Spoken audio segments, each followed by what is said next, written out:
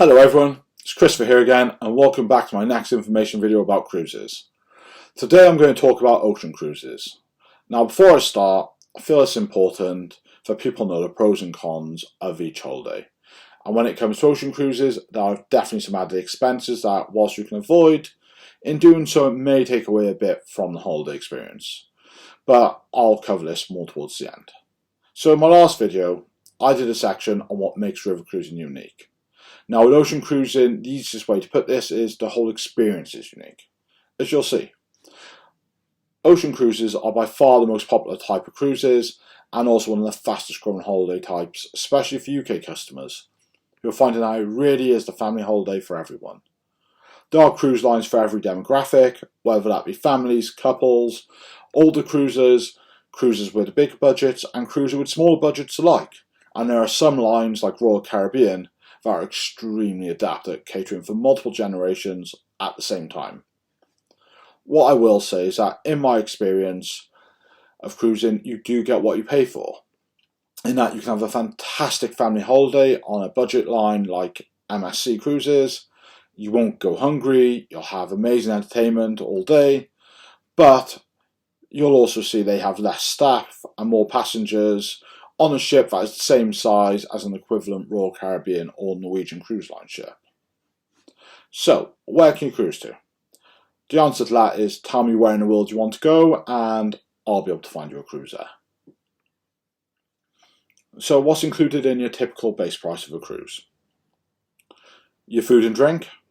First of all, it's important to understand that cruise ships will have at least 2 dining venues included in the price. One of them will be the main dining room and the other will be the buffet restaurant.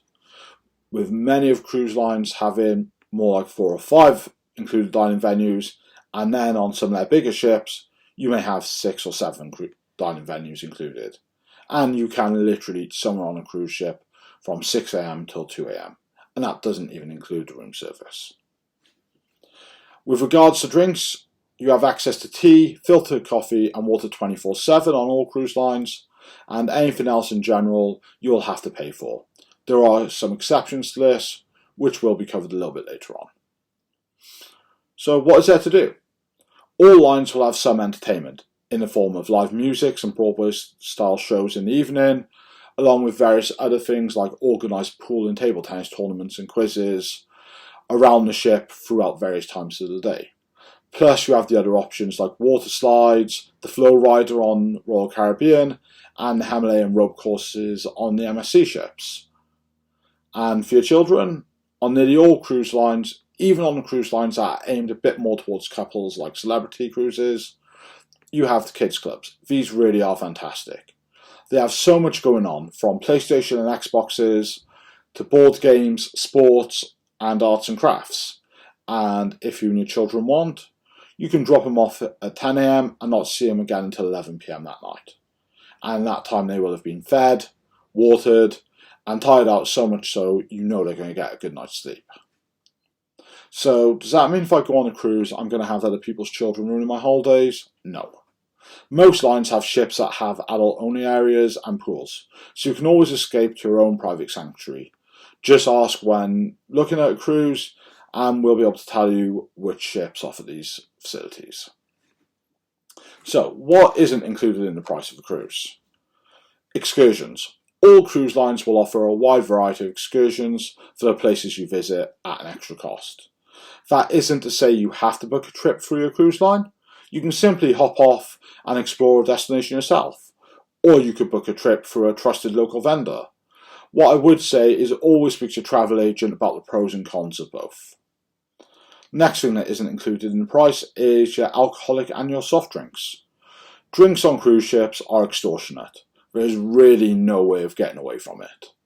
Now you have some lines that include drinks in the base price, but these are the very premium lines like Viking, Seabourn and Silversea Cruises. And then you have other lines where you can add all-inclusive drinks as an extra while initially booking, and what you will find is that this is almost always the cheapest option. The main lines that offer this are Celebrity, Norwegian and MSC Cruises. And then you have Disney Cruises, which will include soft drinks during meal times, but the rest of the day you have to pay for them out of pocket. Now, what you can also do is buy a drinks package in advance, after you book, that is. And to be honest, these aren't exactly what you would call reasonable, but they can still significantly reduce your overall spend and save you from a nasty shock when you get your final bill. The next thing that isn't included in the price is gratuities.